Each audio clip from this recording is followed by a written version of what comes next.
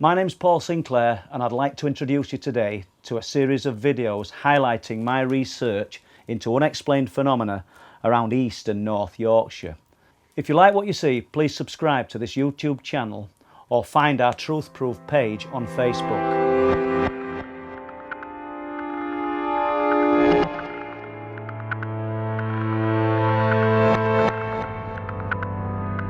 Well, we've come to Caton today to talk to Gordon, who's had some, really interesting UFO sightings, and hopefully we'll get a view of the area where he's seen them shortly after we've had a little chat about one of the most dramatic sightings that he had.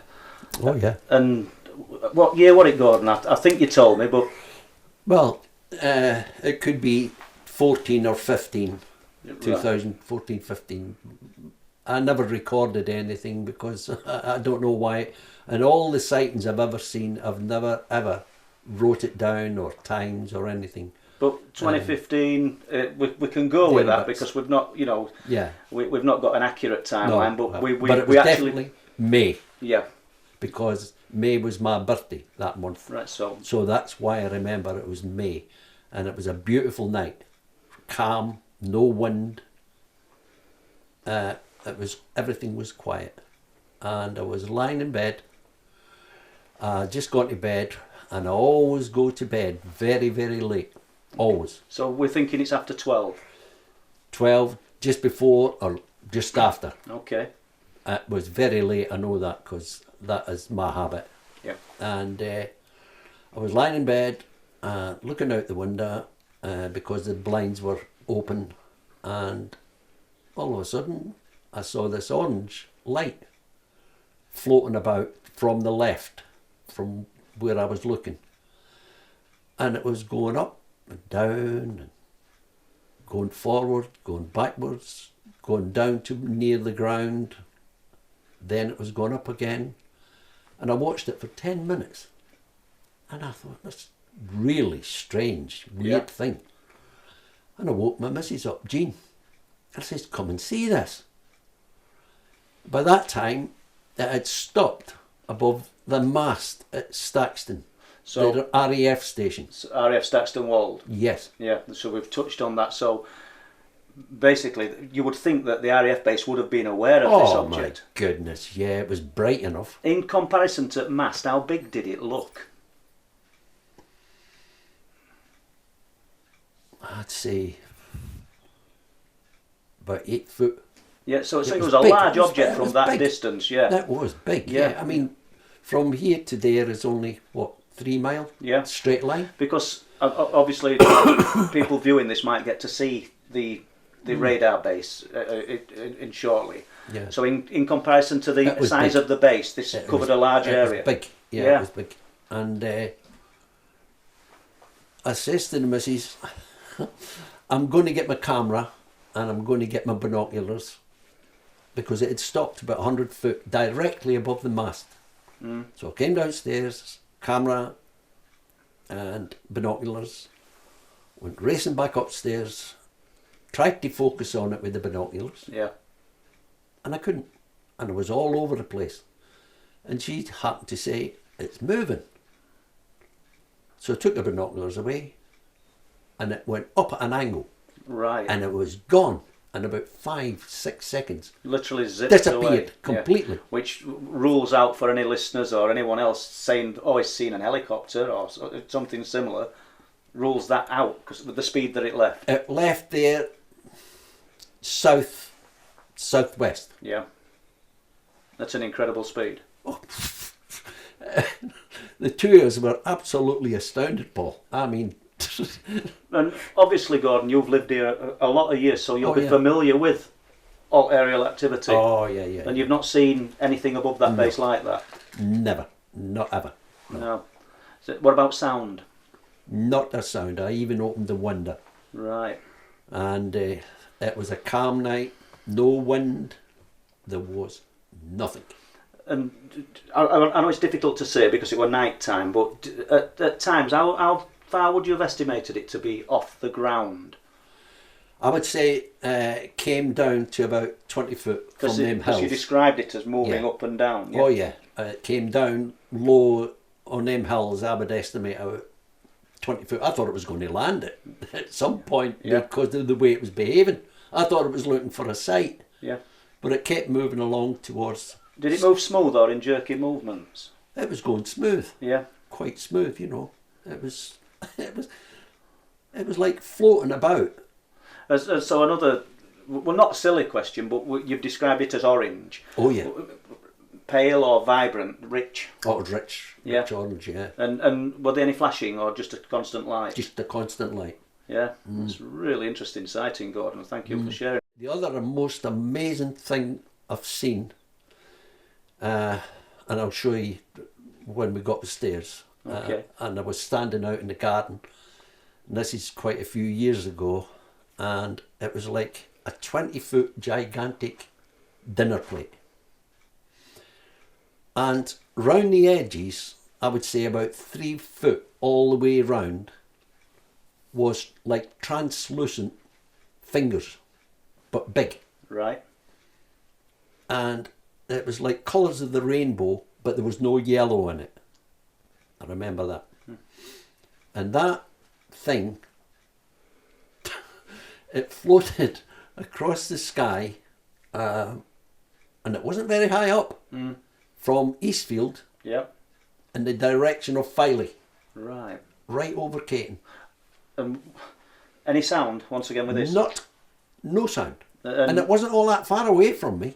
Was this earlier in the evening? That was daytime. That was daytime, so you got a good... 12 o'clock, I remember it was 12 o'clock, definitely. Right. Yeah, that's an interesting one, isn't it? But there was no clouds really you could speak of in the sky. I was standing down just the other side of that lean-to in the garden. Yeah. Right away up in that corner where the edge of them trees are, there's a gap. And beyond that you can see roof of houses. That thing came from there, coming across that top field, just beyond us, and went right across. It must have been, 600 yards away. So, Gordon, if obviously we can't give an accurate estimate, but if you were to give us a best description you could, if this object you landed, what size would you say it would have been, given that it were a daylight sighting? It was, I would guess, 20-25 foot across. Right. Now, the reason why I can say that quite confidently, Paul, is when I was 16 till 25, 26, I worked in a wood yard up in Scotland. So measurements were part of what we did, separating wood into piles at different lengths, where I could look at a plank of wood and say, oh, that's 8 foot, or that's 10 foot, or that's 20 foot. It's ingrained, pardon the pun. Yeah, so I can more or less tell the distance within a foot or so. And this object weren't that far away, were it? No, it was not far away. And circular. Did you encompass this for both sightings? Did you feel anything when you were looking at them? Did you think that there was some kind of awareness, or you were just observing something unusual? I'll tell you what I found strange, Paul, that time out there in the garden, was, as I say, I had binoculars in here, I had a camera in here, and yet I didn't go for either. I just stood there fascinated with this thing that was only travelling about 10 mile an hour. I had plenty of time to come into the house, get a pair of binoculars, or a camera phone on the camera. Try and document it. And I just stood there and I watched it disappear over the hills out of Caton, over the rooftops out of Caton. And it was after it I thought, why didn't I get the binoculars to get a closer look? And it's like the first sighting that you described, Gordon, when you said you put the binoculars on the object and you couldn't focus them. No. Obviously you're familiar, your own binoculars, so you're used to... Oh yeah, you just pinpoint and through the gap and then... Did you think that were unusual or just... Well, I couldn't understand why I couldn't focus on it. till Jean said, it's moving. Right. And I took the binoculars away and I thought, moving? Whoosh, it's gone.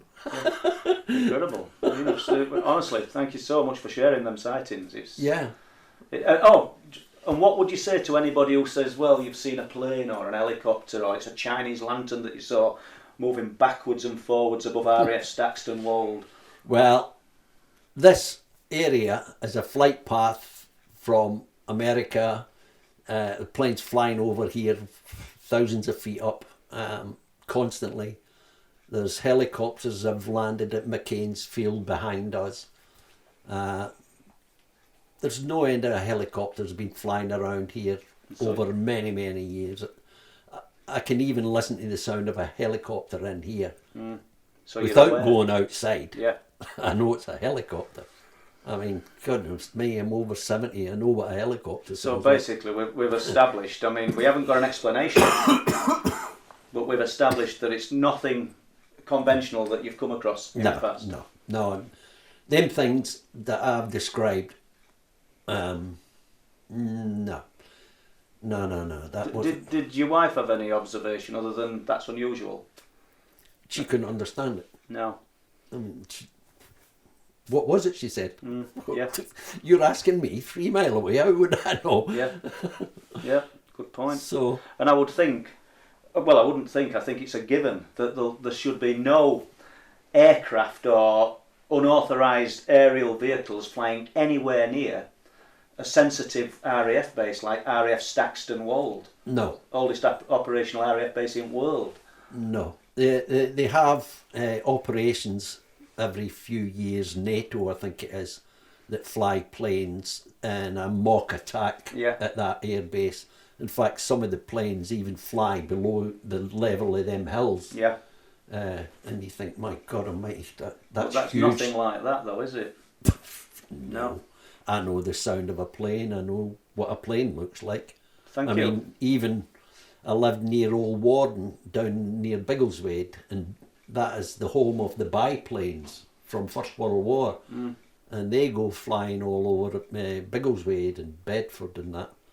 So I know what a plane looks like. Well, Gordon, I think you've given us an accurate representation of what you saw.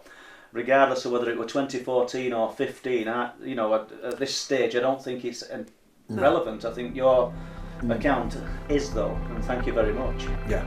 Thank you. Thank you, Bob. Please subscribe to this channel by clicking the icon. Click on the notification bell to get notification of future videos.